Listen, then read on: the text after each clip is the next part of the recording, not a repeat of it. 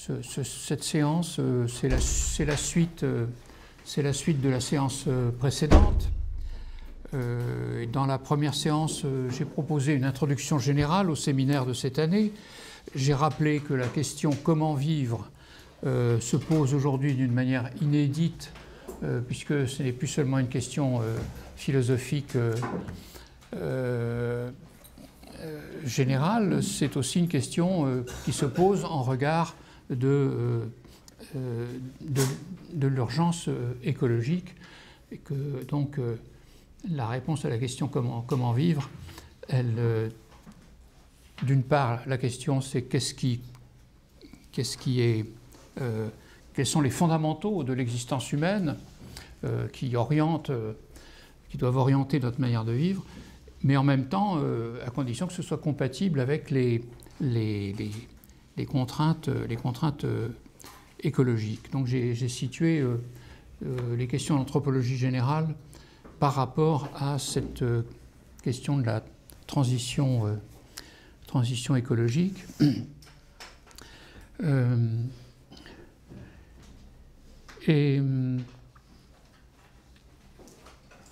C'est pas habituel face aux problèmes écologiques d'envisager des questions d'anthropologie générale. On envisage des questions qui concernent l'économie, qui concernent la réduction de l'empreinte écologique, etc. Mais je pense que c'est un aspect de la question qui est relativement peu exploré encore, la question de qu'est-ce qui fondamentalement nous fait vivre, puisque dans le fond il y a des modes de vie sur lesquels il va falloir lâcher du lest en quelque sorte. Et donc qu'est-ce qu'il faut garder, qu'est-ce qu'on peut accepter à quoi on peut accepter de renoncer. Et c'est dans cette perspective d'une introduction générale que la fois dernière, j'ai été amené à interroger le partage qui est fondamental en Occident entre matériel et spirituel. C'est un partage qui nous est tellement familier que nous avons tendance à croire que en tout lieu et en tout temps, il y a eu une distinction entre matériel et spirituel. J'ai essayé de vous indiquer la fois dernière que ce n'est pas le cas, que c'est une distinction qui est plus spécifiquement occidentale. À la réflexion, en réfléchissant à ce que je vous avais raconté la fois dernière, je n'ai pas été satisfait et je vais donc commencer cette séance en vous proposant un cheminement quelque peu différent sur cette question et du couple matériel-spirituel et des conséquences que ça peut avoir. Comme vous le savez, le couple matériel-spirituel, il est profondément marqué par l'opposition entre l'ici-bas et la vie éternelle. Souvenez-vous de cette déclaration dans l'évangile de Saint Jean de Jésus, « Mon royaume n'est pas de ce monde. » Mon royaume n'est pas de ce monde. Comme vous le savez, le pôle spirituel, il a progressivement perdu de sa crédibilité au cours des derniers siècles. En tout cas, il a perdu de son assiette institutionnelle. Jusqu'à quel point les gens y croyaient dans les siècles passés, c'est pas sûr.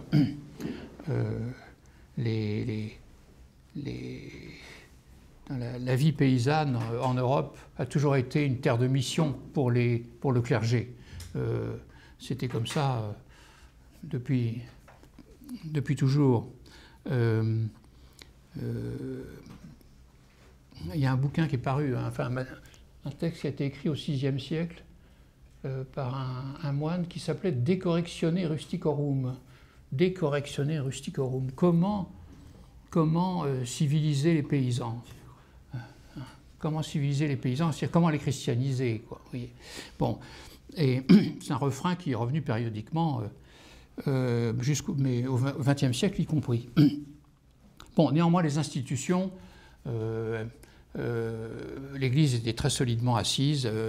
en tenant la main de la royauté. Bon, je ne reviens pas là-dessus. Mais ce qui est sûr, c'est que ce pôle spirituel, il est devenu de plus en plus, il s'est effrité de plus en plus au cours des derniers siècles, et même dans la durée d'une vie au XXe siècle. Beaucoup de jeunes Français ont été élevés dans la religion catholique et finalement ont laissé tomber donc, au cours des décennies qui se sont écoulées récemment. Et parallèlement, le règne de la marchandise a gagné en puissance, évidemment, énormément depuis la fin de la Seconde Guerre mondiale. Et donc, il est tentant de se représenter le matériel et le spirituel comme les deux plateaux d'une balance. Si ça penche trop du côté du matériel, il faudrait alors la rééquilibrer en rajoutant du spirituel dans l'autre plateau de la balance.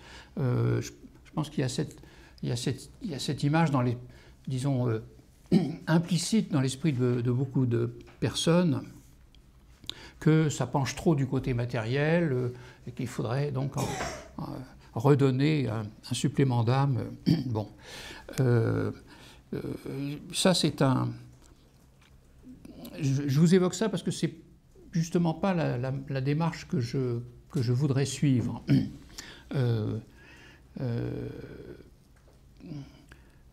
C'est en fait un travail de Sisyphe qui a toujours été à faire et à refaire au cours des siècles, où les représentants du pouvoir spirituel peinaient pour tirer leurs ouailles vers le haut. Alors les profs de philo ont pris le relais maintenant et ils essaient de tirer leurs élèves vers le haut. Et cette notion de verticalité, vous voyez, de ce qui baisse, alors on baisse vers la matérialité, puis on monte vers la spiritualité. Bon, ce sont des images qui sont à l'arrière-plan de l'esprit de beaucoup de gens. Si vous avez vu le film, vous avez sans doute vu Les 10 commandements de Cécile B. 2000, c'est quand même des scènes formidables. La scène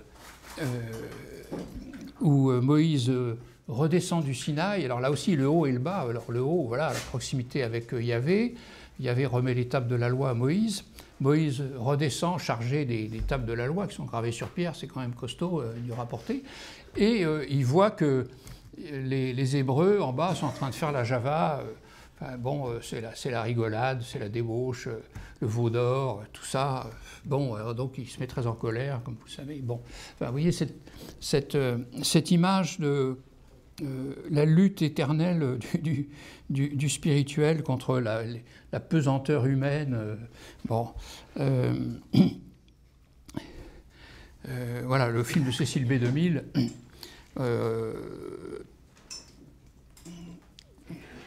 Est-ce que c'était une prédication religieuse, ce film? Bien sûr, le film se conciliait le public croyant, certainement, mais en même temps, c'est un grand spectacle dans une Amérique qui était d'autant mieux disposée à concilier la Bible avec le dollar que la terre promise prend pour... Dans la religiosité américaine actuelle, la terre promise tend, de même que pour les anciens Hébreux, à se confondre avec la prospérité en ce monde.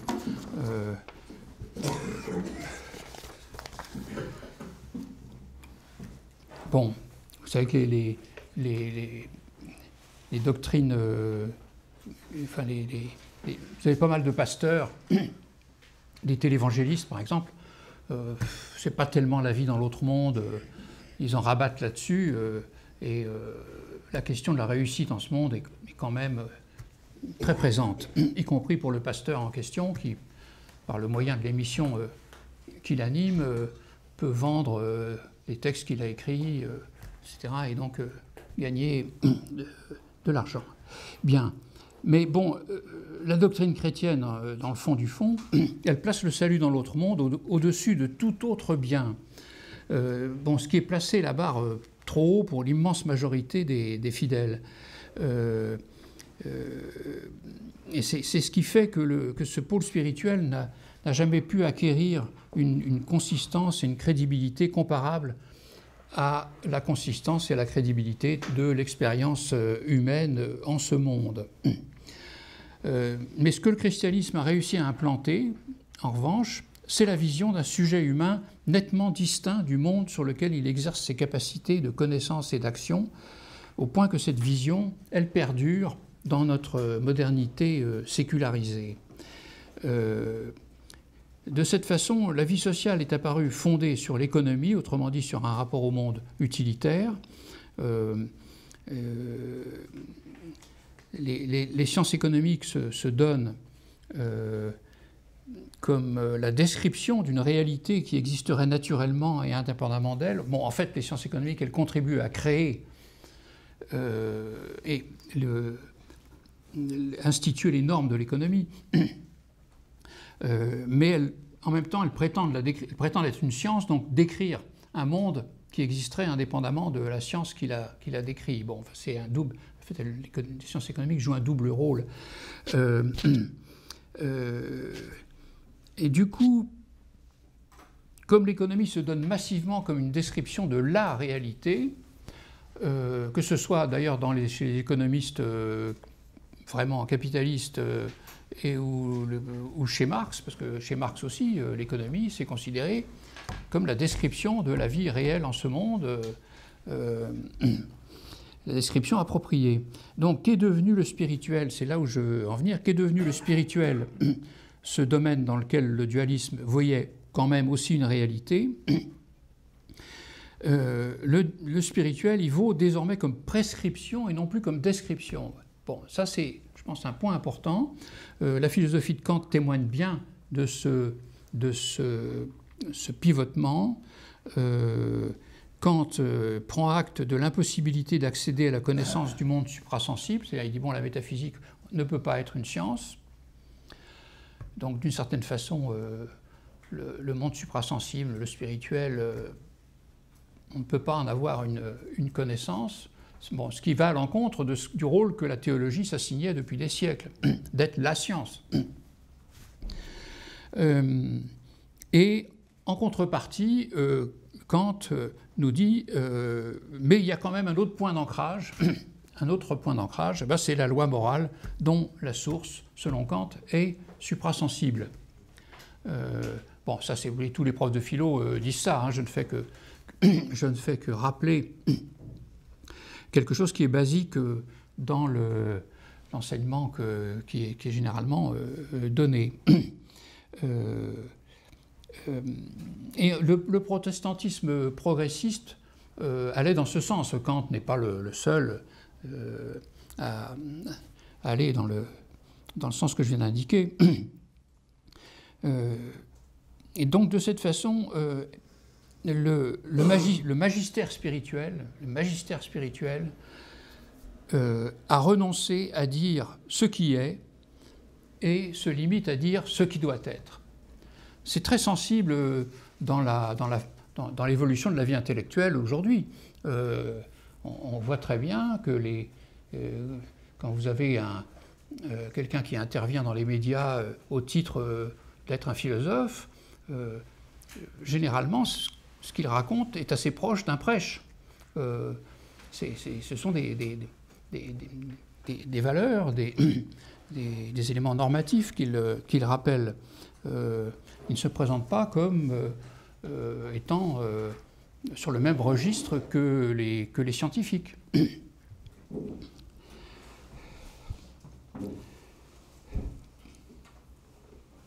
Donc, ce que je veux souligner là, le point important, c'est que si on souscrit au partage entre matériel et spirituel, d'une certaine façon, on part perdant, puisqu'on admet un système dans lequel le spirituel, le pôle spirituel, n'est plus en mesure de dire ce qui est. Il n'a plus la légitimité pour décrire le monde. Donc c'est un renoncement énorme. C'est un renoncement énorme. Il a de légitimité que pour dire ce qui doit être.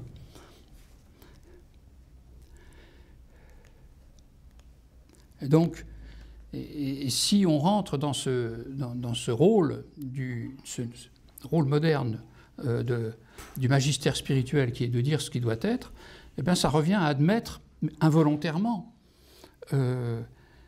que l'autre discours, celui qui prétend dire ce qui est, que dans le fond, il est fondé à occuper cette place. C'est implicitement laisser la place au discours qui prétend décrire la réalité, qui est en gros le discours économique.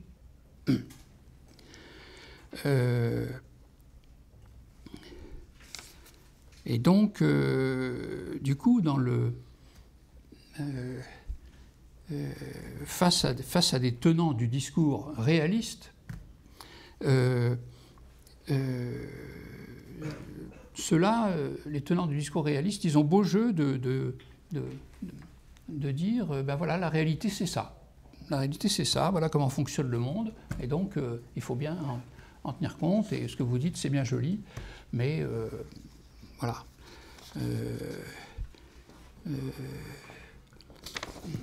C'est un discours qui est... Ce discours de réalisme est peut-être plus revendiqué par la droite. Parce que la gauche, pour la droite, la gauche, c'est l'angélisme. La gauche, c'est l'angélisme de gauche. Hein. C'est beaucoup ça. Donc, c'est des gens qui veulent, voilà, ils ont un discours du bien, mais qui est un peu, qui n'est pas réaliste, tandis que nous, quand on parle de l'économie, enfin nous, je parle à la place des gens qui tiennent dans le fond, disent le capitalisme, c'est l'état des choses, et c'est quand même très bien comme ça.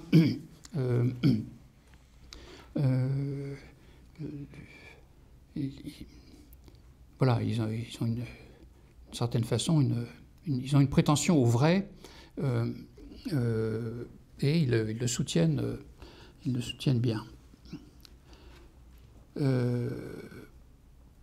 Alors en face, donc, vous avez des gens de bonne volonté qui vont dire, mais quand même, la vision de l'être humain comme homo economicus ne correspond, c'est une vision simplificatrice,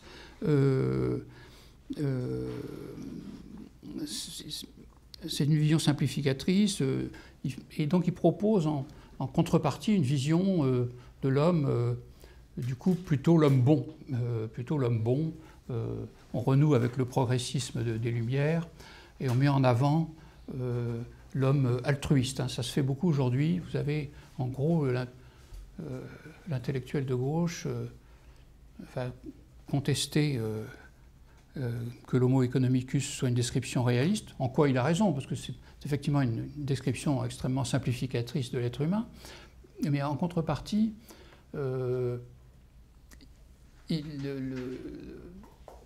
cet homme de bonne volonté met en avant une vision de l'être humain dont on peut toujours dire qu'elle prétend être descriptive, mais en fait elle est normative. Elle est normative, c'est comment on doit être altruiste. Alors, on essaie de dire, oui, mais l'homme est naturellement altruiste. D'ailleurs, même les singes s'entraident. Donc, vous voyez, c'est bien dans la nature humaine aussi d'avoir une certaine générosité, etc.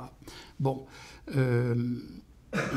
je ne discute pas là-dessus aujourd'hui, mais j'essaie de vous situer le champ des discussions actuelles.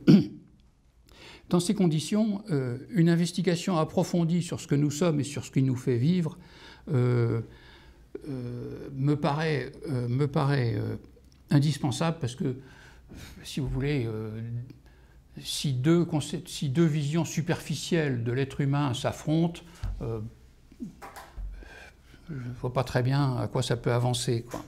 Je sais que on aime bien des visions superficielles de l'être humain pour des raisons que je vous expliquerai plus tard. Parce qu'on n'a pas envie de penser qu'on ne sait pas vraiment ce qu'on est. donc du coup, l'idée d'approfondir la description de l'être humain, je pense que la plupart des gens pensent que c'est inutile parce qu'ils ont la conviction qu'on sait déjà ce qu'on est. Je me suis souvent entendu dire ça de la part de personnes à qui me demandaient ce que je fabrique. Je leur dis, voilà, anthropologie générale, c'est quoi l'être humain, tout ça. Oh là là, mais on sait déjà, qu'est-ce que tu nous racontes, quoi. Bon, voilà, donc l'idée d'approfondir, bon, je m'obstine malgré tout à essayer d'approfondir la connaissance de la vision de l'être humain, parce que je suis fatigué d'entendre des lieux communs. C'est pas mon métier de répéter des niaiseries.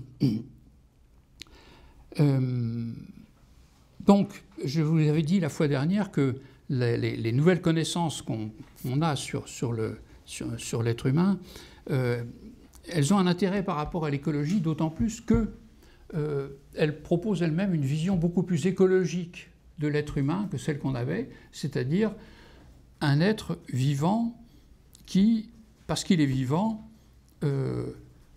n'existe pas indépendamment du milieu dans lequel il vit. Comme les plantes, comme les animaux. On ne peut pas décrire la vie d'une plante indépendamment du sol, de l'air, de l'humidité, etc. Elle ne vit que dans des échanges avec son milieu. Ce que j'aimerais mon axe général que j'ai développé, mais peut-être pas comme il fallait, mais dans mon précédent livre qui est paru l'année dernière, c'était vraiment cette idée-là qu'on n'a pas exploré suffisamment en quoi l'être humain est un vivant. Tout le monde est d'accord sur le fait que physiquement c'est un vivant, mais le fait que mentalement, que psychiquement c'est un vivant, ça, alors là, c'est resté pour le moment complètement dans le vague. Bon. Alors Jean-Marie Schaeffer avait en 2007, donc il y a une douzaine d'années, il avait écrit un livre qui s'appelait « La fin de l'exception humaine ». Eh bien, je pense qu'il y a encore un bout de chemin à faire pour réintégrer l'être humain dans le monde vivant. Et c'est donc ce chemin à l'exploration duquel je me suis attelé.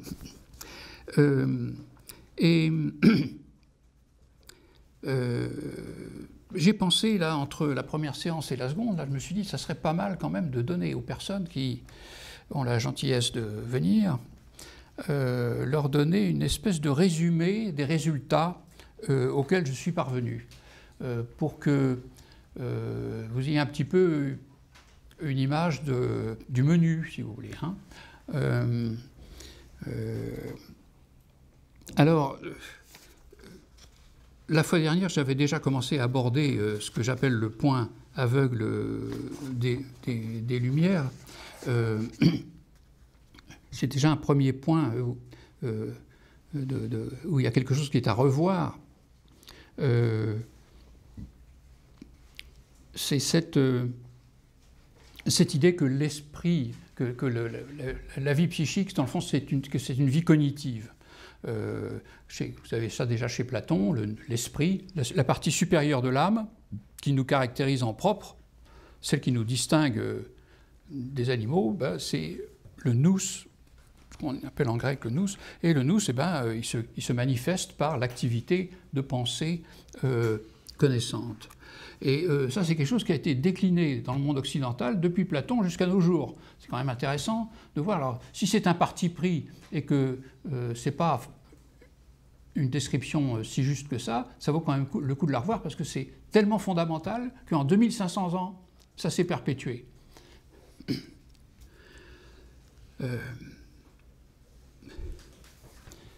Et donc, cette histoire du point aveugle des Lumières, c'est à quel nom? Elles ont voulu réintégrer l'être humain dans la nature, sous une forme parfois très matérialiste. Elles ne l'ont pas réintégré dans le monde vivant, en réalité. Elles n'ont pas réintégré l'esprit dans le monde vivant. Elles ont continué à le décrire comme étant en quelque sorte au-dessus du règne du vivant et exerçant une activité de connaissance sur le monde qui l'entoure. Donc je considère que il y a là quelque chose qui est très fondamental et qui est à revoir. Alors, à la suite de ça, ce que j'envisage de faire, c'est de montrer, de faire part d'observations, des observations que j'ai faites, mais que vous pouvez aussi bien faire que moi, des observations dans lesquelles on voit que l'activité mentale, même si elle se présente sous un registre cognitif, elle n'est jamais seulement cognitive. Par exemple, pour le langage, ce qui est traditionnellement mis en avant, c'est le caractère informationnel du langage. Pendant très longtemps, les manuels de linguistique présentaient le langage comme quelque chose qui permet de transmettre des informations. La théorie de l'information était venue s'ajouter, enfin, la linguistique s'appuyait sur la théorie de l'information voilà, on présentait émetteur, récepteur, message, voilà, donc information, le bruit, tout. Enfin, vous voyez, la théorie de l'information donnait un cadre qui a été beaucoup repris dans les manuels. Alors, depuis une cinquantaine d'années, ça a commencé à changer quand même. Hein. Depuis une cinquantaine d'années, il y a des recherches qui se sont développées en linguistique de l'énonciation. Linguistique de l'énonciation, elle est souvent désignée d'un terme qui vient de l'anglais, qui est la pragmatique. Parce qu'en anglais, on dit pragmatics. Il y a linguistics, semantics, syntactics, et puis pragmatics. C'est-à-dire, quand la langue est en train de fonctionner, quand quelqu'un est en train de parler, qu'est-ce qui se passe, de quoi il s'agit. C'est un domaine de la linguistique auquel je me suis beaucoup intéressé, parce que dans une vie professionnelle antérieure, je passais en fait énormément de temps à écouter des gens qui faisaient des stages pour se perfectionner dans des cadres, hein, des stages, comment conduire une réunion, comment conduire un entretien, comment transmettre un contenu, etc. Bon, vous voyez, c'est ce genre de stage, relations humaines, tout ça d'inspiration américaine, parce que tout ça, ce sont des choses qui sont venues à la suite du plan Marshall en France, les Américains trouvant que les Français étaient quand même un peu des ploucs, il fallait tout de même leur expliquer que le commandement, ce n'était pas seulement le chef sur le modèle militaire. Hein, bon, donc voilà, donc j'ai été mêlé à ça pendant des années, et donc j'écoutais des gens parler, puisqu'ils faisaient des exercices, quelqu'un animait une discussion sur tel sujet, les autres réagissaient, tout ça, bon. Et moi j'étais censé comprendre quelque chose à ce qui se passait, et puis ensuite leur dire « Ah oui, vous avez vu, il y a eu tel point, tout ça, comme quelqu'un réagit de telle façon, pourquoi bon, est-ce que vous avez observé ça ?» Bon. Et donc je me suis intéressé à la linguistique de l'énonciation. J'ai même été, un peu par hasard, j'ai écrit le premier livre en français de linguistique de l'énonciation, qui est paru en 1978, mais qui a été aussitôt suivi par d'autres bouquins. Hein. J'avais été branché là-dessus par un collègue qui lui, écrivait il connaissait bien la littérature de langue anglaise dans ce genre de linguistique. Donc voilà, je m'étais attelé à ça. Et donc, ce qui est apparu à un certain nombre de linguistes, c'est le fait que la parole agit. La parole ne transmet pas seulement une information, éventuellement elle n'en transmet aucune. Vous avez ce qu'on a appelé la fonction fatigue du langage, à la suite de Malinowski, qui avait observé qu'il voit aux îles Trobriand, il voit des gens qui parlent juste pour s'occuper. mais qui en fait n'ont aucune information particulière à délivrer, mais ils discutent comme ça entre eux pour passer le temps, quoi. Et puis parce qu'ils sont copains, voilà. Donc, assez curieusement, il a fallu faire un détour par les îles Trobriand pour observer un phénomène qu'on voit tous les jours en France, évidemment, mais comme on avait tellement l'idée que le langage c'était pour transmettre des informations, il a fallu faire ce détour pour se dire ah mais non, finalement le langage ça ne sert pas seulement à transmettre des informations, les gens parlent pour le plaisir d'être en contact les uns avec les autres. Bon, et on a vu aussi qu'il y avait des actions beaucoup plus décisives qui étaient faites par le langage. Vous avez le fameux livre de John Searle, How to do things with words, comment faire quelque chose avec des mots. Et là, il avait commencé à débroussailler quelque chose qui s'est révélé très, très fécond, que quand quelqu'un occupe une certaine place dans la société, il peut avoir une parole qui, du coup, est un acte qui change quelque chose pour les autres. Alors, le truc simple, un des exemples qu'il donne, c'est la séance est ouverte. Vous savez, quelqu'un qui est là et qui, au titre de sa fonction, de la place qu'il occupe dans la société, il dit « je déclare la séance ouverte », etc. Bon, il y a tous les verbes performatifs, description des verbes performatifs, je m'excuse, je promets, etc. Enfin bon, je ne reprends pas tout ça, mais j'ai beaucoup travaillé là-dessus en rapport avec le boulot que je faisais à l'époque, d'écouter des gens, et donc j'en ai conclu que, en gros, vous avez deux niveaux dans tout fonctionnement de parole. Vous avez le niveau informationnel, parce qu'il faut bien parler de quelque chose. Alors, on dit, ah, il fait beau aujourd'hui, par exemple. Bon, ben, il fait beau aujourd'hui, il y a quand même un contenu, quoi. Bon, minimal, mais quand on rencontre quelqu'un, qu'on lui dit « ah, il fait beau aujourd'hui », en général, le contenu informationnel n'est pas le véritable but de ce qu'on dit, parce qu'on sait que l'autre le sait. Mais justement, ça permet d'établir le contact avec la personne.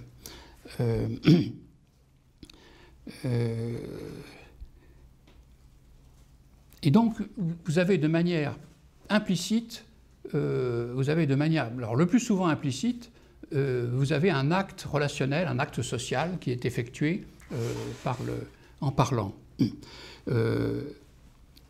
C'est quelque chose que France Deval a bien pigé. Il y a un passage, je l'évoque rapidement, un passage où il dit ce que j'aime bien dans le contact avec les singes, c'est qu'ils ne peuvent pas raconter d'histoire. C'est-à-dire, on ne peut pas se payer de mots. On ne peut pas se payer de mots. Ils ne peuvent pas me payer de mots, et moi, je ne peux pas les payer de mots.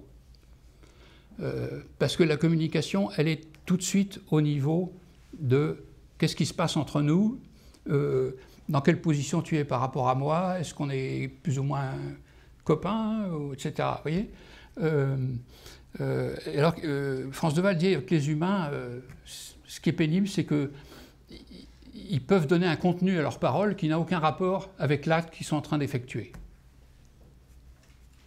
Et ça, c'est... Alors évidemment, ça, c'est des choses qui parlent beaucoup à des gens, à des psys, puisque la formation pour un psychologue clinicien, c'est quand même, basiquement, de ne pas seulement entendre le contenu explicite, mais d'entendre quel type de positionnement relationnel est effectué à la faveur de ce qui est dit. Bon. Donc en gros, on peut dire que fondamentalement parler, c'est montrer qu'on existe, c'est prendre place parmi les autres. Quand vous observez des enfants, des jeunes enfants, franchement, si vous ne voyez pas ça,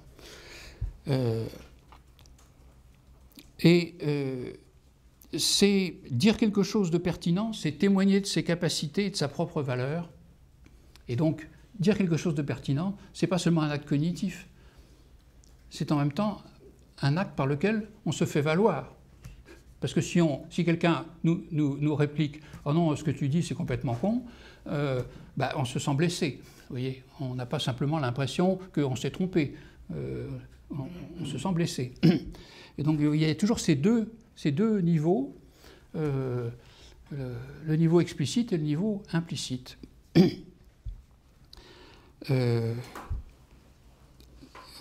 Dans ses carnets, Lévi-Bruhl, il a cette phrase, à un moment donné, « Être, c'est participer. Être, c'est participer. » Mais il dit ça pour les primitifs, entre guillemets, dont il est question. Mais c'est aussi bien vrai pour nous tous. C'est aussi bien vrai pour nous tous. Être, c'est participer. C'est-à-dire que participer, par exemple, en disant quelque chose. On dit quelque chose, donc on est là avec les autres, on essaie de ne pas compter pour du beurre. Et comme ça, ça nous donne un minimum d'existence. Alors, pour quitter le champ du langage, vous pouvez faire toutes sortes d'observations aussi sur et ça, je me réfère à François Sigaud, qui est un spécialiste de la question, qui est malheureusement décédé aujourd'hui. Il dit que quand les humains fabriquent quelque chose,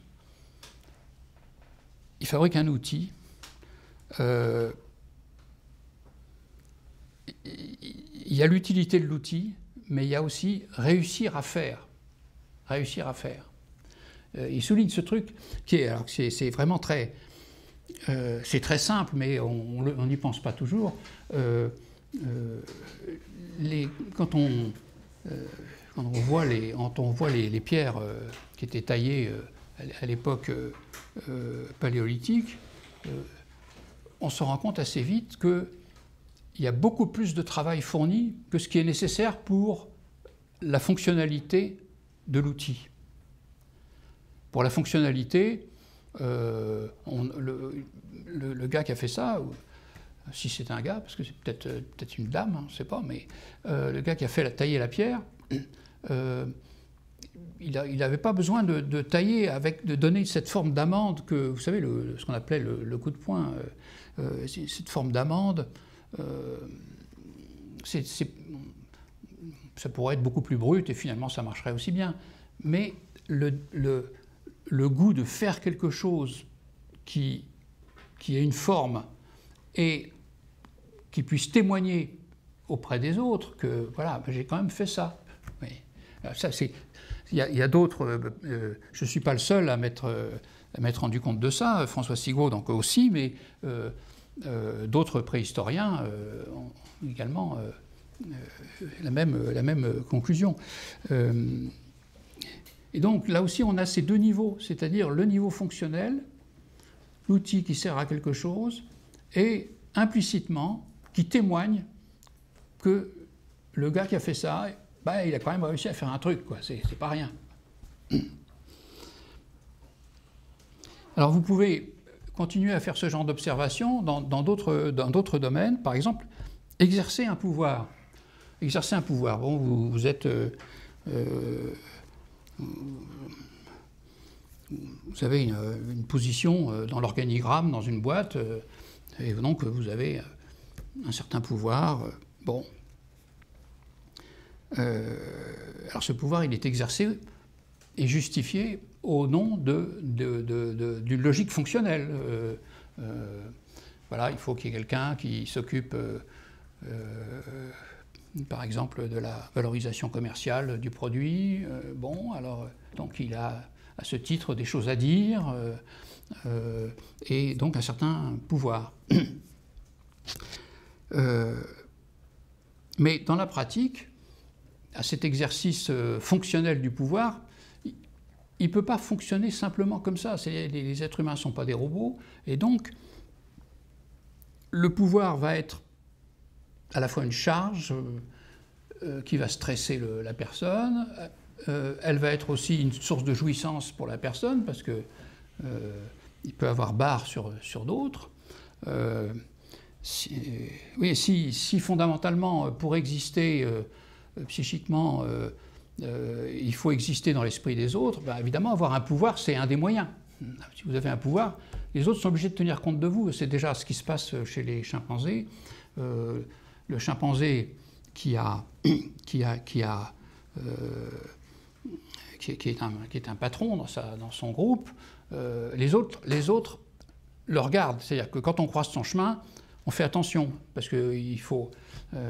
et lui, il passe, il n'est pas obligé de faire attention aux autres. Oui. Et donc même le jeu des regards est instructif pour comprendre que celui qui a un pouvoir, il imprime son existence dans l'esprit de ceux qui dépendent de lui, tout simplement. Et alors bon, il y aurait aussi, je ne rentre pas dans les détails, mais ce rôle, cet aspect de jouissance qui est lié au pouvoir, il est généralement restreint parce que quelqu'un a du pouvoir, mais il a un pouvoir relatif par rapport à d'autres qui ont aussi un pouvoir au-dessus de lui ou à côté de lui. Mais si quelqu'un accède à un pouvoir où tout le monde est au-dessous de lui, à ce moment-là, il n'y a plus de limite à la jouissance du pouvoir, et c'est ce qu'on observe régulièrement, c'est que quelqu'un qui est plus contrôlé part en vrille. Le dernier en date, c'est Carlos Ghosn, mais il y en a eu d'autres avant, hein, et il y en aura d'autres après lui. Bon, vous pouvez observer aussi, et ça vous l'avez sans doute déjà fait, dans le rapport au bien marchand, on a aussi ce double jeu, le jeu explicite et le jeu implicite. On achète quelque chose, on dit voilà, ça me plaît, j'ai besoin de ça, je l'achète. Bon, alors par rapport aux personnes à qui on fait part de cet achat, on peut soit manifester la satisfaction d'avoir fait une bonne affaire. Ça veut dire je suis quand même pas un nul parce que là j'ai payé ça beaucoup moins cher que ça ne valait. Bon, donc vous avez cette manière en quelque sorte, tirer un bénéfice secondaire, existentiel, de votre comportement d'achat. Mais vous pouvez aussi bien tirer un profit existentiel du fait d'avoir payé très cher. Vous avez acheté une montre qui coûte 10 000 €. Bon, elle vous donne l'heure comme une montre qui coûte 100 €. Mais bon, elle permet de signaler que vous n'êtes pas le premier venu, quoi. Hein. Comme l'a dit un publicitaire éminent, si vous n'avez pas votre quelle marque déjà? Rolex. Hein? Rolex. Si vous n'avez pas votre Rolex à 50 ans, vous êtes un nul. Bon. Donc dans l'industrie du luxe, l'établissement des prix fonctionne en fond. Enfin, vous voyez, vous avez la publicité de L'Oréal, parce que je le vaux bien. C'est quand même génial, ça. Parce que je le vaux bien. C'est-à-dire, je vous vends une crème de beauté un prix très élevé, mais je vous dis, vous pouvez l'acheter parce que vous le valez bien. C'est la valeur que vous vous accordez à vous-même. Elle justifie que pour prendre soin de vous, vous payez un prix aussi élevé. Et donc, de cette façon-là, l'industrie du luxe se révèle très florissante à la mesure de la façon dont les êtres humains pensent du bien d'eux-mêmes, à la mesure du prix qu'ils peuvent mettre pour prendre soin d'eux. Bon, ça sont des choses, ce rôle des marchandises, c'est quand même pas mal de gens qui en ont parlé, hein, je découvre rien, mais c'est pour passer en revue des choses que vous-même, vous avez certainement déjà observées, et vous dire qu'en fait, essayer de vous souligner le fait qu'il y a énormément de faits autour de nous qui sont là très, très, très visibles, et qui montrent à quel point, dans les sociétés humaines, tout ce qu'on fait est en même temps une occasion d'encaisser en quelque sorte autant que possible une plus-value existentielle et d'éviter une moins-value existentielle. On pourrait évoquer aussi un autre fait tout à fait banal, qui est la propension des êtres humains à imaginer des êtres surhumains. Alors, soit dans le registre de la fiction, soit dans le registre de la croyance, dans les deux. C'est quand même un trait caractéristique des sociétés humaines. Dans toutes les sociétés humaines, les gens ont imaginé des êtres qui étaient plus puissants qu'eux. C'est-à-dire qu'il y a une espèce de supplément d'être par procuration qu'on se donne. Quand on voit des enfants jouer, là aussi c'est absolument manifeste que les gosses se donnent, jouissent d'un plus-être par procuration en imaginant des personnages, Goldorak, que sais-je, enfin des tas de... Voilà. Bon. Alors vous avez donc tous ces comportements qui ont cette portée de l'occasion d'éprouver autant que possible un plus-être. Et de manière complémentaire, vous avez aussi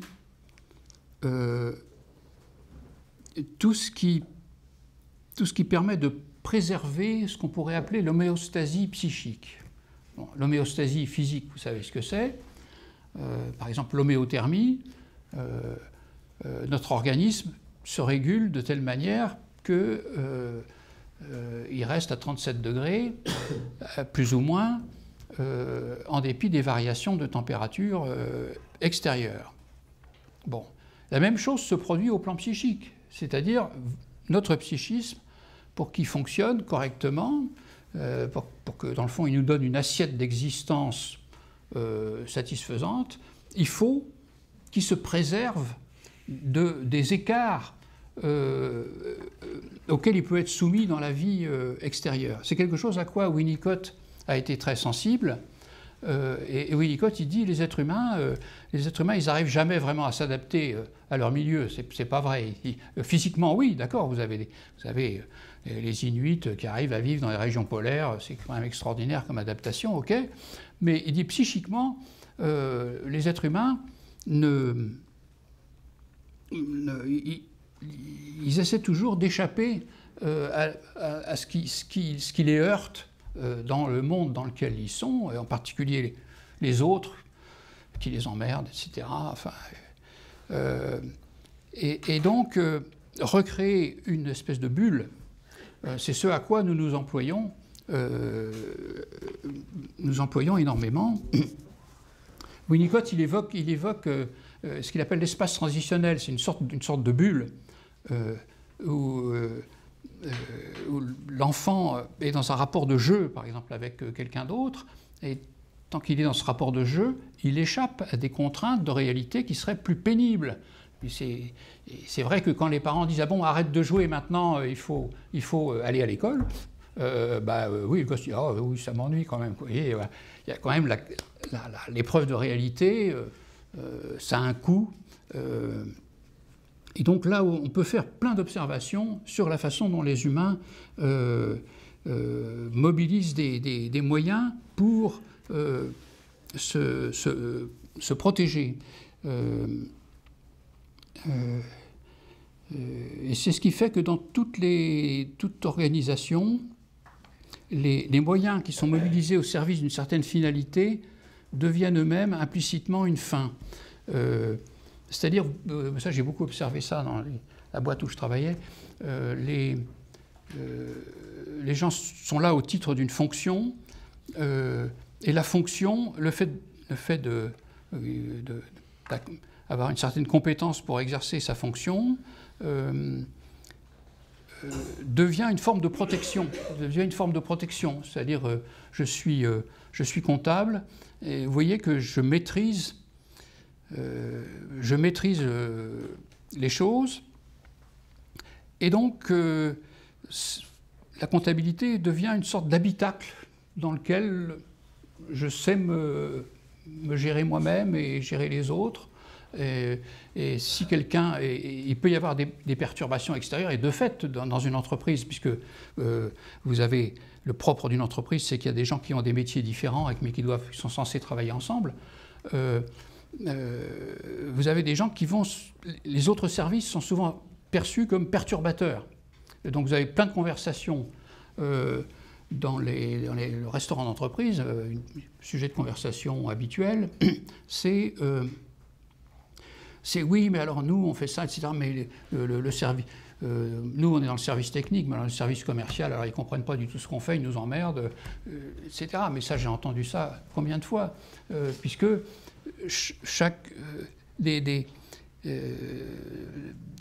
du point de vue de la division du travail, tout est complémentaire.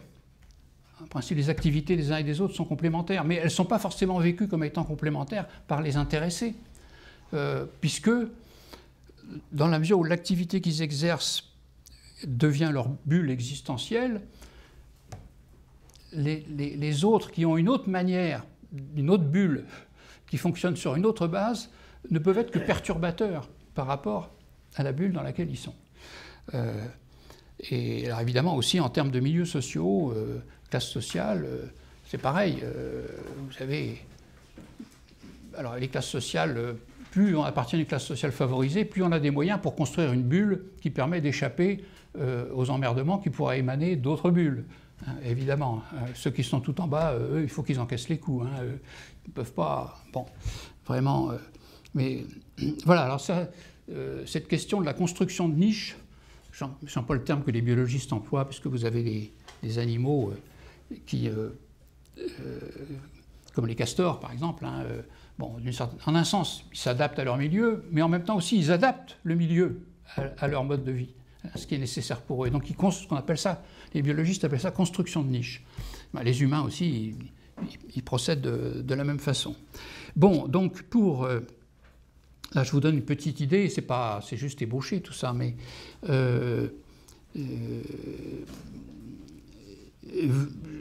je termine sur ce petit chapitre-là en rappelant la critique de l'amour-propre, aujourd'hui la critique du snobisme. C'est une critique dans laquelle on montre les travers, on stigmatise les travers. Bon, vous avez chez La Rochefoucauld, critique de l'amour-propre. Critique de l'amour-propre. Chacun veut exister aux yeux des autres. Alors voilà, ici, La Rochefoucauld dit voilà, il se comporte de telle ou telle manière pour se faire valoir. Bon, ça c'est chez La Bruyère, vous avez des observations du même genre. Enfin, les moralistes français du XVIIe sont très doués pour observer tout ça. Et c'est quelque chose qui s'est poursuivi. Quand vous lisez Proust, là vous avez des exemples du même tabac chez d'autres auteurs aussi. Et dans ce genre de critique, vous avez évidemment du vrai et vous avez du moins vrai. Vous avez du vrai, mais là où ça ne va pas, c'est que dans ce genre de critique, on présuppose que si on n'était pas vaniteux, si on n'était pas snob, eh bien, on pourrait exister sans se soutenir de choses vaines. Donc il y a l'idée que quand moi je critique le snobisme de quelqu'un d'autre, je présuppose que moi je ne suis pas snob, évidemment. Et donc que moi je n'ai pas besoin pour me faire valoir de me comporter de telle ou telle manière. Et de cette façon, je confirme moi-même mon propre sentiment d'exister, ma propre prétention à exister sans être obligé de recourir à des procédés aussi discutables que ceux qu'on critique. Par exemple, d'être chez Proust, être flatté, d'être reçu dans le salon de la duchesse de Guermantes. Vous voyez, parce que ce salon, il a une cote beaucoup plus élevée que tel autre. Alors si vous êtes reçu chez Madame Verdurin, ouais, bon, vous n'êtes pas quelqu'un de formidable. Si vous êtes reçu chez la duchesse de Guermantes, là, vous avez franchi un palier, vous êtes vraiment...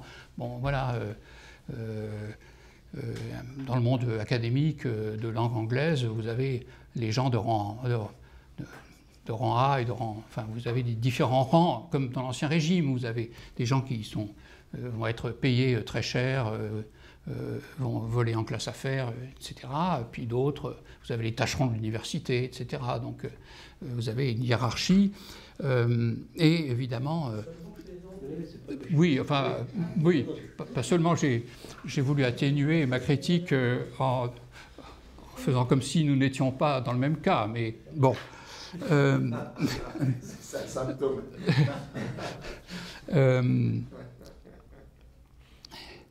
Vous avez, là aussi, c'est quelque chose qui est présent dans le monde occidental depuis les stoïciens, les 20 désirs, etc., et qui, de siècle en siècle, se poursuit. Et ce genre de critique est typique de la tendance à se persuader qu'on n'a pas besoin de s'appuyer sur des... Dans le fond, on peut exister par soi-même, quoi. Voilà, moi, je m'en fiche de ce que les autres pensent, etc. Je n'ai pas besoin de ceci, de cela. Voilà. Alors, dans le cas de l'anthropologie proprement janséniste, l'idée c'était... vous vous soutenez de ceci, de votre maison de campagne, de vos amis, de la musique que vous faites avec d'autres, etc. Les manières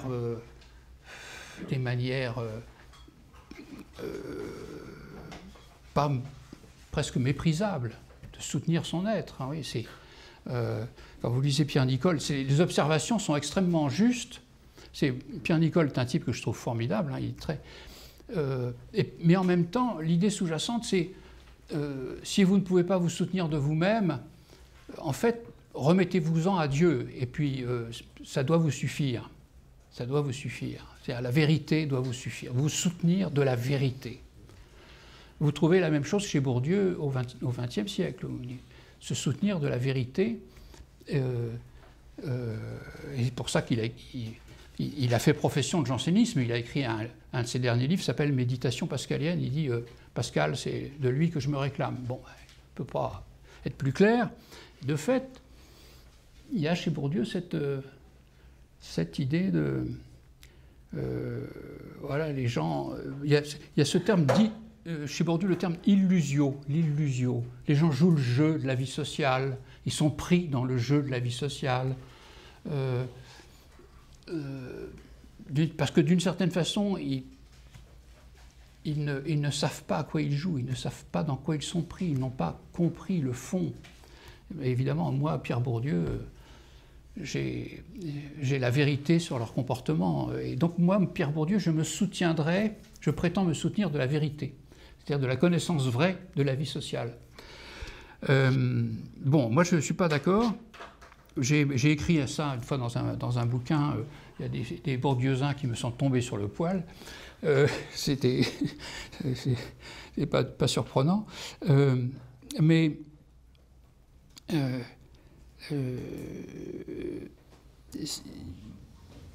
j'ai parlé de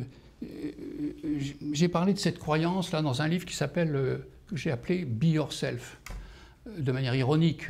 J'ai rappelé cette formule de l'individualisme américain, soyez vous-même, qui suppose, soyez vous-même, ça suppose que dans le fond, au fond de vous, vous êtes déjà vous-même, mais vous ne l'avez pas vraiment réalisé. Mais si vous le réalisez, voilà, vous êtes vous-même. Soyez vous-même.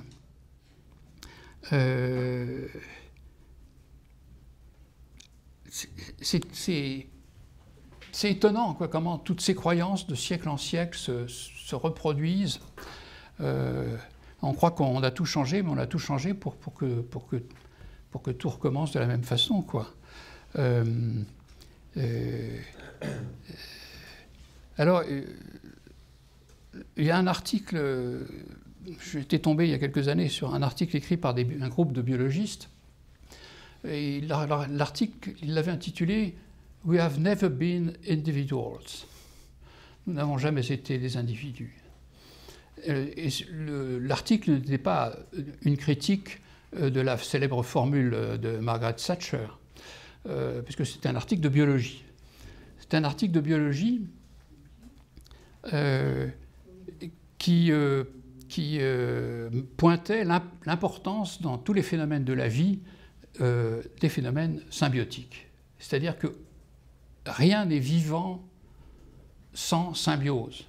Et la vie repose sur des fonctionnements symbiotiques. À toutes les échelles, les cellules, les milliards de cellules dont notre corps est fait, qu'on appelle des cellules eucaryotes, sont déjà des usines extrêmement complexes qui se sont constituées par symbiose. C'est-à-dire que le noyau, il y a eu une époque où il n'y avait que des cellules prokaryotes, c'est-à-dire des cellules qui n'avaient pas de noyau. Mais certaines cellules ont assimilé, intériorisé certaines bactéries qui, du coup, se sont mises à jouer un rôle qui est devenu le rôle du noyau dans la cellule eucaryote. Et vous avez d'autres organes dans une cellule eucaryote qui se sont, de cette façon, constitués par symbiose, une symbiose qui, du coup, n'est pas réversible, et qui donc a permis de constituer déjà un organisme assez complexe. Et puis les cellules s'agrègent les unes avec les autres et forment encore un organisme plus complexe, et ainsi de suite. Et donc l'article de ces biologistes, à un moment donné, ils disent We are all lichens. Nous sommes tous des lichens. Nous sommes tous des lichens. Et parce que le lichen, vous le savez, c'est l'association d'une algue et d'un champignon qui jouent l'un par rapport à l'autre des rôles complémentaires. De sorte que là, c'est une symbiose qui n'est pas réversible. Ils ne peuvent pas se séparer, hein, ils ne peuvent vivre qu'ensemble. Et voilà, nous sommes tous des lichens. Et là où ça rejoint ce que j'étais en train de vous dire tout à l'heure, c'est que nous devons accepter que nous sommes des lichens au sens où nous avons une existence dont nous prenons conscience sur la base de notre corps, et nous croyons avoir l'image de l'entièreté de ce que nous sommes dans la conscience que nous avons de notre existence corporelle. Et en réalité, nous vivons en symbiose avec autre chose que nous, et nous ne pouvons pas nous en passer, mais nous n'aimons pas trop, on ne s'y fait pas vraiment à l'idée qu'on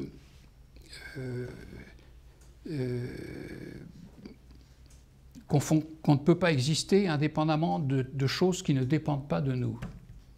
Si vous voulez, vous vous souvenez de la maxime des stoïciens, il y a des choses, disait-il, qui dépendent de nous, d'autres qui ne dépendent pas de nous. Ce qui ne dépend pas de nous, nous ne devons pas en être affectés. Nous devons maîtriser ce qui dépend de nous. Et de cette façon, nous pouvons nous assimiler à Dieu. Parce que c'est ça, la visée du stoïcien, c'est qu'un homme vive comme un Dieu, un homme divin. Et tout ça a été rabâché. J'ai entendu ça quand je faisais des études de philo. Oui, c'est très bien. Tout. Mais est-ce qu'on pourrait passer à autre chose, quand même ? Est-ce qu'on pourrait passer à autre chose que de ressasser toujours ces vieilleries qui sont fausses ? Oui. Tout ça pour pouvoir se flatter, vous voyez, tout ça pour pouvoir se flatter. Alors toutes les cultures n'en sont pas au même point. La culture occidentale a poussé le bouchon très loin dans cette idée de l'individu autonome, etc. Toutes ces salades-là. Bon.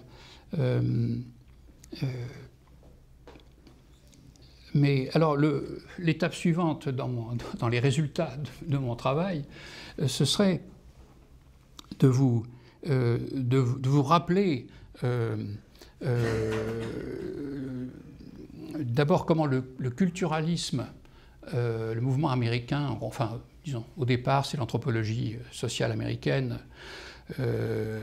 qui développe une notion de la culture. Et quand on regarde les textes de cette époque, milieu du XXe siècle, on voit qu'ils ont l'idée qu'il y a un self. Et puis le self, il est modelé par la culture. Et c'est l'expression modelé par la culture est l'expression qui revient tout le temps, y compris aujourd'hui encore. Donc l'idée, c'est qu'il y a une matière première qui est un noyau, qui est le self. Pour les Américains, plutôt, on n'emploie le terme de self. Et qui est clairement un avatar de l'âme, de ce qu'on appelait l'âme. Quand vous lisez les transcendantalistes américains, vous voyez très bien la continuité dans la pensée américaine chez les transcendantalistes de la notion d'âme, donc du dualisme, et vers le self. Si vous lisez Emerson, c'est très clair. Et donc, il y a l'idée qu'il y a un noyau d'être qui est au cœur de nous-mêmes. Et puis, la culture lui donne une forme ou une autre. Bon. En gros, dans les sciences humaines, aujourd'hui, c'est quand même beaucoup de cette façon-là qu'on raisonne. Si, en revanche, vous poussez l'investigation un peu plus loin, c'est-à-dire si vous lisez les travaux sur le développement des bébés, des formidables profusions de travaux depuis la seconde moitié du XXe siècle, vous allez voir les choses autrement. C'est-à-dire vous êtes obligé de reconnaître qu'il n'y a pas de self. C'est-à-dire que le bébé, il n'a pas... il n'est pas en train de faire signe à sa maman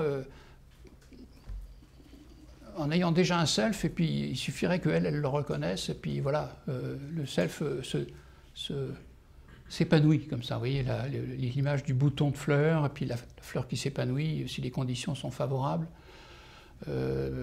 Malheureusement, c'est plus compliqué que ça. C'est que le bébé qui vient au monde, il a bien sûr tout à fait la possibilité de devenir une personne, et il fait tout pour attirer l'attention et l'intérêt de sa maman, qui elle est déjà une personne, et pour lui rentrer dans ce monde des êtres humains. Mais enfin, si personne ne répond, lui, son self, il n'y en aura pas, quoi. Vous avez sans doute vu... vous savez ce qu'on avait découvert dans les orphelinats roumains, où les bébés étaient laissés à eux-mêmes. Enfin, il y a plein d'exemples comme ça qui montrent que les bébés, le syndrome d'hospitalisme de Spitz, hein, c'est très, très connu. On donne des soins matériels aux bébés, on les change, on les nourrit, tout ça. Puis les bébés, ça ne va pas bien du tout, néanmoins. Et Spitz constate que dans une prison où les bébés sont beaucoup moins bien soignés, ils se portent nettement mieux, parce qu'ils ont un contact maternel. Bon, là, je ne développe pas, mais on est obligé aujourd'hui de remettre complètement en cause cette idée d'un self qui serait un noyau là, que j'ai en moi, et puis que la culture ne ferait que moduler. Et c'est... il faut bien reconnaître que la constitution de notre être ne peut pas se faire indépendamment de toutes sortes de facteurs qui ne dépendent pas de nous.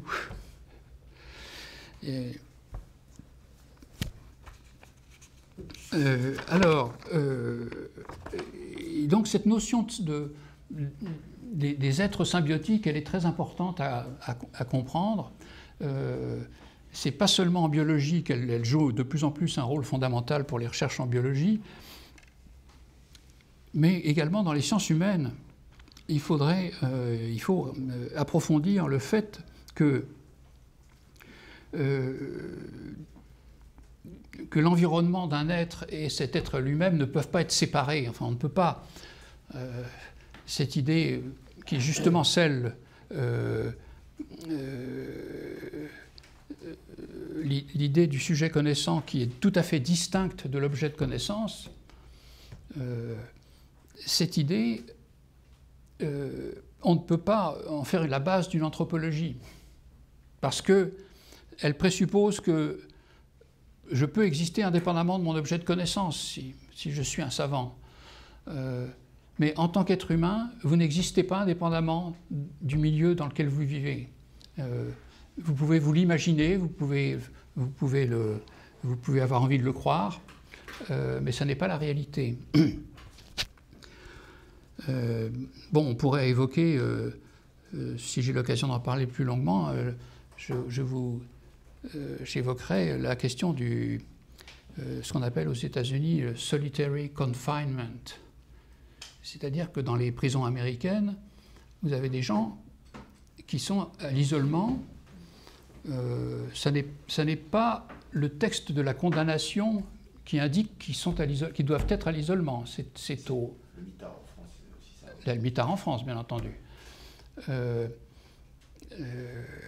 Et donc ça dépend en fait de la direction de la prison. Donc vous avez des gars qui ont passé des années et des années en solitary confinement. Bon, le témoignage de gens qui sont amenés à vivre uniquement sur eux-mêmes et par eux-mêmes, qu'est-ce que ça vous révèle? Ça vous révèle que les gens ne se portent pas bien, évidemment. Évidemment. Donc quand Rousseau vous dit qu'il serait plus heureux en prison que je ne sais plus dans quelle autre situation, on peut dire bon d'accord, tu peux toujours le prétendre, mais enfin... Alors, une conclusion qu'on peut tirer de tout ça concerne la question qui est débattue aujourd'hui, les biens ou les liens. Les biens ou les liens. Question qu'évidemment que l'écologie amène à poser, puisque dans le fond, si on se dit on ne peut pas continuer à produire indéfiniment des marchandises, il faudrait que les gens se disent que peut-être ce qui compte dans la vie, ce n'est pas seulement les biens, mais aussi les liens. Alors, bien sûr, on ne peut pas dire le contraire. J'ai lu un interview de François Ruffin là, il n'y a pas longtemps, où il développe cette idée-là, il n'est pas le seul. Hein, bon. Alors, la question c'est quelle sorte de bien et quelle sorte de lien.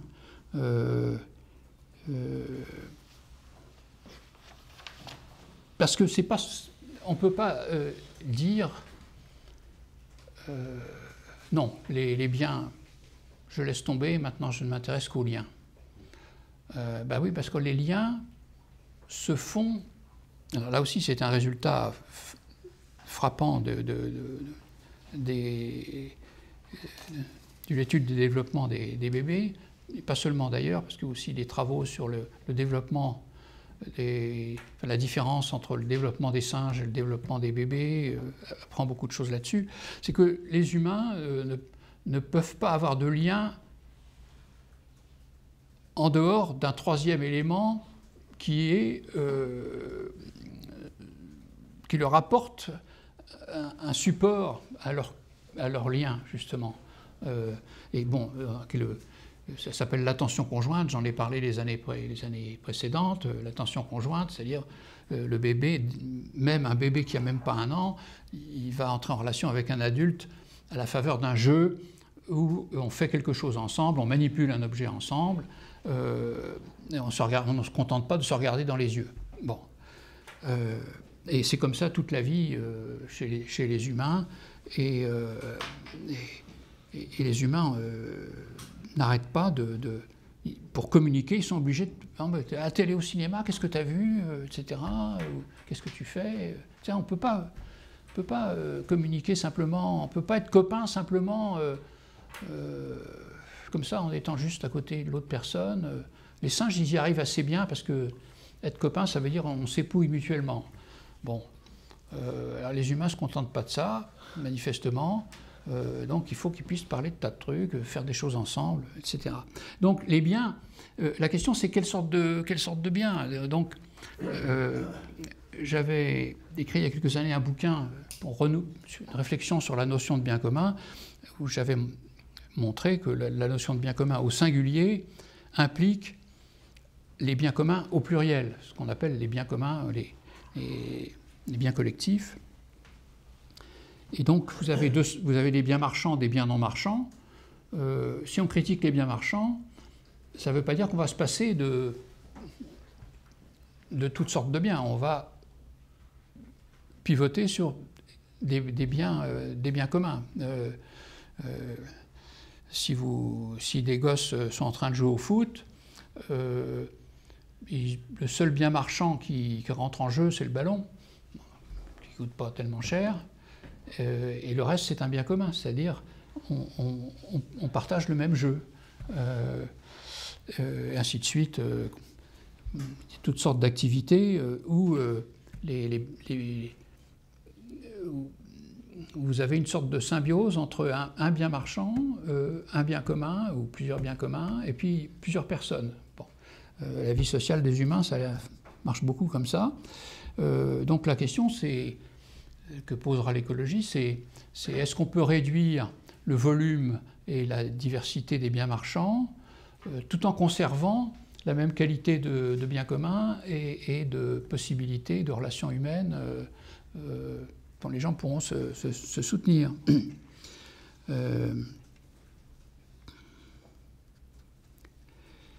Autre point, pourquoi sommes-nous portés à croire que si nous nous livrons à telle ou telle activité, c'est parce qu'elle est en elle-même intéressante, importante ou nécessaire ?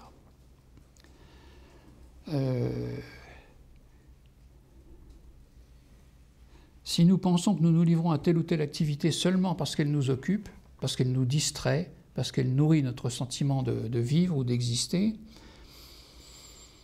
qu'est-ce que ça implique ?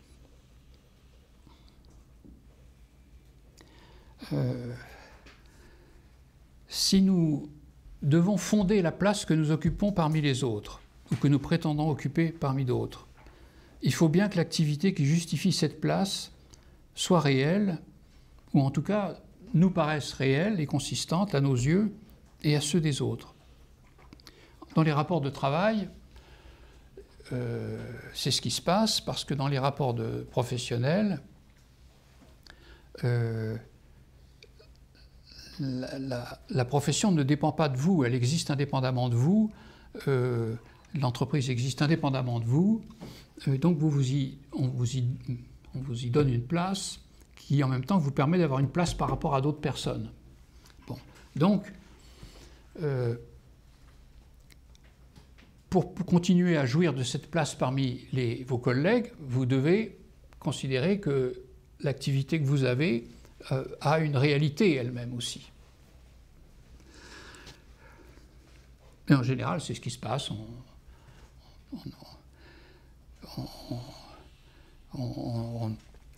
On pense qu'elle a une réalité.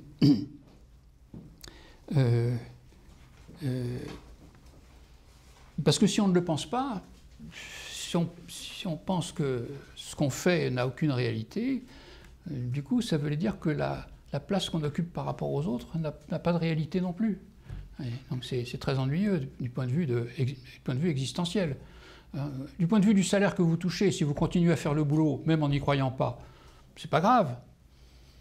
Mais du point de vue de la vie sociale avec vos collègues, en revanche, c'est emmerdant.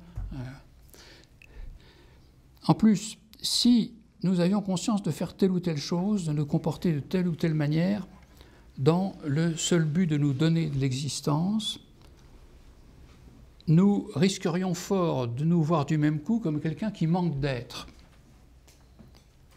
Alors il y a cet aspect-là aussi, vous voyez.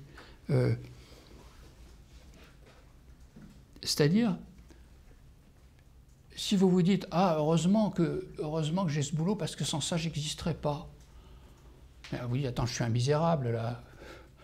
Je suis un misérable, je suis obligé de me raccrocher au boulot que je fais pour sentir que j'existe.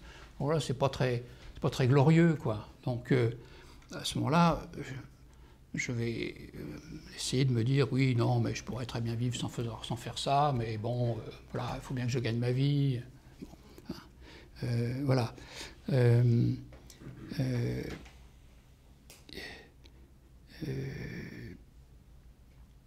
Et donc, ce qui se passe souvent, c'est que on essaie de se persuader que ce qu'on fait est important, parce que ça nous, et en réalité parce que ça nous valorise, mais si on le si on le fait de manière trop ostensible, et c'est compliqué, hein, parce que si on le fait de manière trop ostensible, c'est-à-dire si ostensiblement devant ses collègues on insiste sur l'importance de ce qu'on fait, les autres vont dire ouais, le gars il se prend au sérieux là, hein, il est en train de faire le malin, etc. Bon.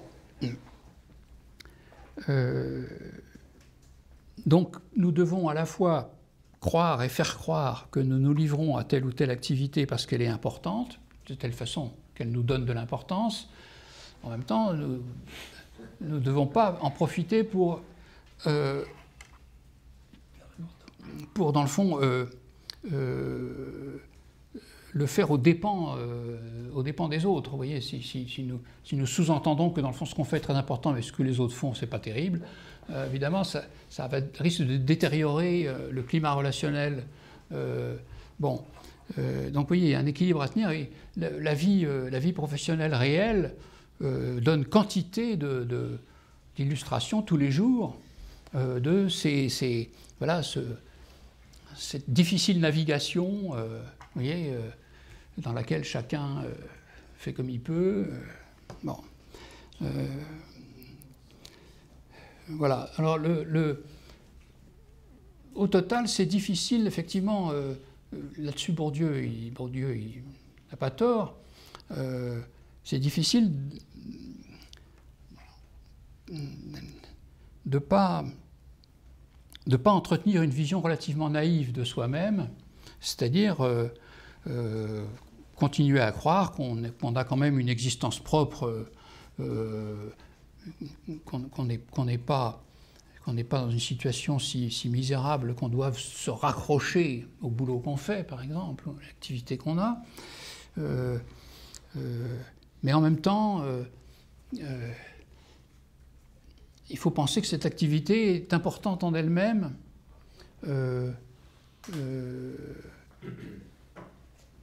plutôt que de penser que c'est un moyen pour moi d'exister. Oui, bon, vous voyez, et de cette façon, la croyance commune, on voit très bien quand on est dans un cercle professionnel comment, si par exemple on appartient à un certain service dans une entreprise, on va bien voir comment les gens du même service vont avoir tendance à concevoir que l'activité qu'ils ont est particulièrement importante.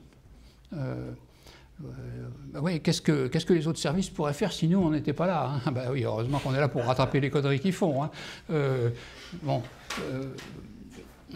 Ou alors, vous avez des gens, vous avez des séminaires comme celui-ci, où les gens vont discuter de choses qui les intéressent manifestement. Un étranger au séminaire pourrait avoir l'impression que tout ça n'a aucun intérêt, mais pour les gens qui participent au séminaire, il faut qu'ils se disent quand même c'est quand même important, bah oui, parce que sinon, qu'est-ce qu'on fait là, quoi. Donc,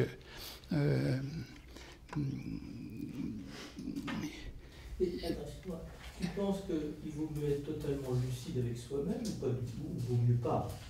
Parce que là, à la fin, oui. On montre l'intérêt à regarder un peu en soi-même, et en même temps, Bourdieu a l'air de dire finalement, c'est pas con ce qu'il dit quand il vaut mieux être un peu naïf et pas trop aller voir. Oui. Alors, oui, c'est. J'ai conscience que narcissiquement, c'est pas si facile d'accepter qu'on n'a pas d'existence par soi-même. C'est quand même, alors qu'on vit dans une culture qui est constamment là pour nous encourager dans l'idée que si on est quelqu'un, c'est quand même que on est capable d'exister par soi-même. Sinon, regardez ce misérable snob qui est obligé de se livrer à une comédie pour exister, etc. Bon, voilà, on se moque. Moi, je soutiens que l'idéal, ça serait à la fois de jouer le jeu quand même de la vie sociale, tout en acceptant qu'il y a des finalités pratiques, on coopère pour, je sais pas, on coopère dans une banque, on coopère dans une entreprise qui fabrique des chaussures, on coopère dans une université, etc. Bon, parce que tout ça a une utilité, ça fait partie de la vie, et en même temps, sans perdre complètement de vue que c'est une manière d'exister aussi. Et je pense qu'il y a des gens qui ont parfaitement vivent ça pas mal, si vous voulez. Il y a des gens qui vivent ça pas mal.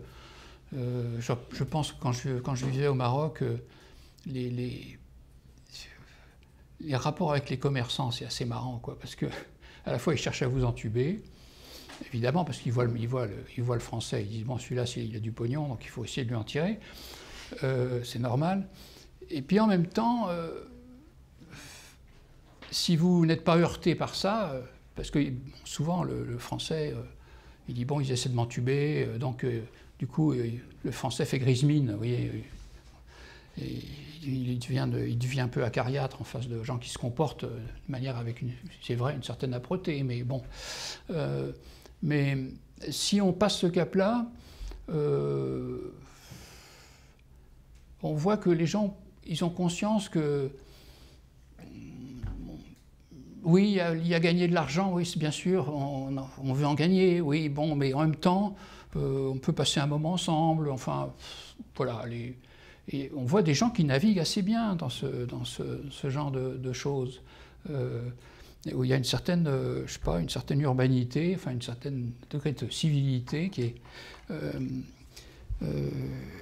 comment ? Le rôle. Ah oui, elle était l'amante, oui, bien sûr. Oui. Si ça se passe bien et que le temps se prolonge. Ouais. Oui, par exemple, la négociation, vous pouvez négocier avec âpreté, dans l'idée que le gars essaie de vous en tuer. Bon, certainement beaucoup fonctionné comme ça. Mais vous pouvez aussi négocier et que ça devienne une sorte de jeu en même temps. C'est-à-dire que c'est à la fois sérieux et c'est en même temps un jeu, c'est les deux à la fois. Donc c'est assez subtil, hein, parce que c'est vrai que chacun veut gagner, mais en même temps, chacun a conscience que, voilà, bah, on joue sa petite comédie, puis on passe un petit moment comme ça, puis voilà, quoi. Apparemment, ça fait partie de l'art de vivre, quoi. Donc moi, je suis moins... Bourdieu, je trouve qu'il a un regard janséniste, justement, c'est-à-dire que, dans le fond, il trouve que c'est pas... Enfin, je ne sais pas, de manière peut-être pas très explicite chez lui, mais la vie sociale est un piège, quoi. Quand je lis Bourdieu, j'ai un peu cette impression-là, que pour lui, Pardon, mais c'est comme Girard. Tout ça, quand même dans ce que tu racontes, c'est oui. ambivalent. Oui. Et donc, il y a un aspect positif et négatif. Et on voit bien que l'équilibre est fragile et que souvent, par exemple, ça a tendance un peu à basculer dans le côté négatif. Oui. Et que, voilà. Donc, moi, je pense que, pardon, on a tendance un peu à tirer, que ce soit Bourdieu et Girard, vers le noir. Or, ils ne sont pas une pensée qui est noire du tout. Et je trouve qu'on est un peu, à mon avis, injuste. Oui. Dans le cas de Bourdieu, c'est quand même plutôt les aspects ou les aspects négatifs de la vie sociale qui... J'en ai quand même lu pas mal, hein, et puis ça m'a beaucoup appris. Hein, je pas du tout une manière pour ma part, de renier tout ce que j'ai appris de Bourdieu, pas du tout. Hein. Mais dans le fond, Bourdieu, c'est la critique que j'avais faite dans un bouquin, il n'est pas allé jusqu'à ce truc de reconnaître que les gens n'existent pas par eux-mêmes. Donc, il faut bien exister d'une manière ou d'une autre, il faut bien trouver un truc pour exister. C'est peut-être pas terrible, mais on ne peut pas être arrogant, vous voyez, comme ça. On peut pas...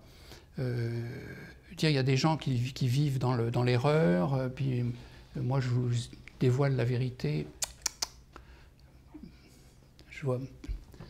je vois pas les choses comme ça. Et Bourdieu était très près de... C'est très marrant, il y a des textes dans lesquels on se dit, mais ça y est, il a compris que, par exemple, les mecs de banlieue qui font des conneries, eh ben, il faut bien qu'ils s'occupent, quoi, parce que qu'est-ce qu'ils foutraient dans la vie, quoi, comment exister aux yeux des autres, comment ne pas passer pour un con.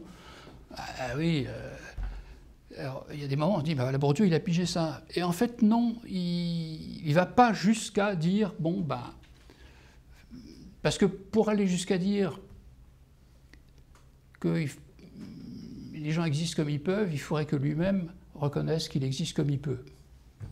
Il y a la question du retour sur soi et d'assumer le fait que soi-même, on n'est pas plus malin que les autres. Oui. Pardon François, mais Girard le dit. Il n'y a pas de propre. Oui, mais je ne dis pas que Girard ne l'a pas... Je ne suis pas en train de parler de Girard, là, hein, je parle de Bourdieu. Et bon, et je prends acte de ce que tu me dis, et j'en prends bonne note. Je vais bientôt m'arrêter, là, parce que il y a une vision de l'être humain qui peut prendre corps, si vous voulez, à partir d'un certain nombre de choses comme celles que je vous ai racontées, et qui permettrait, disons, d'y voir plus clair dans le fonctionnement des affaires humaines, qui permettrait, j'espère le montrer ultérieurement, y voir plus clair dans toutes les questions de philosophie morale, ce qui n'est pas rien, y voir plus clair sur des points aussi plus délimités, plus concrets, comme par exemple l'année dernière, on avait parlé du racisme, on avait passé une séance où j'avais... En gros, l'idée, c'était de montrer que tant qu'on a la conception de l'être humain telle que les Lumières nous l'ont apprise, on va dire le racisme, c'est que les gens ont des préjugés, donc il faut leur expliquer, qu'ils comprennent, et qu'ils renoncent à leurs préjugés. Et à quoi j'avais souligné un autre aspect sur la base de documentation quand même empirique, c'est que le désir d'exister se satisfait très volontiers pour une personne donnée en infériorisant d'autres personnes. Alors c'est même un truc basique. C'est un truc basique. Et donc ça se voit dans le racisme comme dans toutes sortes d'autres rapports humains où on infériorise une catégorie, on infériorise une personne, on infériorise... Voilà, et ce qui est une manière implicite de dire, vous voyez, moi, je suis quand même mieux que ça, quoi. Hein. Donc, vous voyez le grand frère par rapport au petit frère, déjà, il faut que les parents interviennent pour dire... c'est pas parce que c'est ton petit frère que tu dois l'inférioriser. Et donc très facilement, ça prend ce tour-là. Et donc la question de comment, sous couvert d'une chose légitime, on en fait une autre qui est moins légitime, c'est quand même fondamental de comprendre ça, quoi. Hein. Comment, par exemple, sous prétexte de reprendre des élèves qui, ça c'est à propos de l'école, j'en parlerai plus tard dans l'année, les élèves ne font pas ce qu'il faudrait faire, etc. Bon, alors, sous prétexte de les stimuler pédagogiquement, on enfonce le clou en quelque sorte sur les évaluations négatives, bon, du genre, ouais, si vous continuez comme ça, vous finirez par casser des cailloux sur la route, parce que le bac, c'est pas comme ça que vous l'aurez. Hein. Bon, enfin, il y a une série de formules que j'ai 1000 fois entendues et que tous les petits Français ont entendues 1000 fois, qui, du point de vue de leur sagacité pédagogique, sont peut-être douteuses, oui, mais voilà. Donc, je pense, oui, sur les questions de thérapie aussi, je pense que cette conception de l'être humain peut avoir des être d'un appui sur les problèmes posés par l'école, mais des questions pratiques, et évidemment sur la transition écologique. Il faudra mieux, face à des contraintes qui vont devenir plus pressantes, avoir une meilleure idée de ce qui est important pour nous. Voilà. Je m'arrête là pour aujourd'hui, et puis nous aurons la prochaine séance, c'est toi qui va nous parler de l'Odyssée. Ensuite, on recevra Antoine Lilti, un spécialiste des Lumières, justement. Donc. Et quant à moi, c'est le 7 janvier que je continuerai dans la suite de ce que j'ai dit aujourd'hui. Voilà, donc si vous avez des... Moi, je constate quand même que ce que tu dis sur l'individu, le self comme un noyau indivisible, et ce que tu disais aussi sur la forte propension à faire un distinguo très net entre les biens et les liens, ça correspond quand même beaucoup à une conception occidentale, et quand on va dans d'autres parties du monde qui n'ont pas du tout cette conception, oui.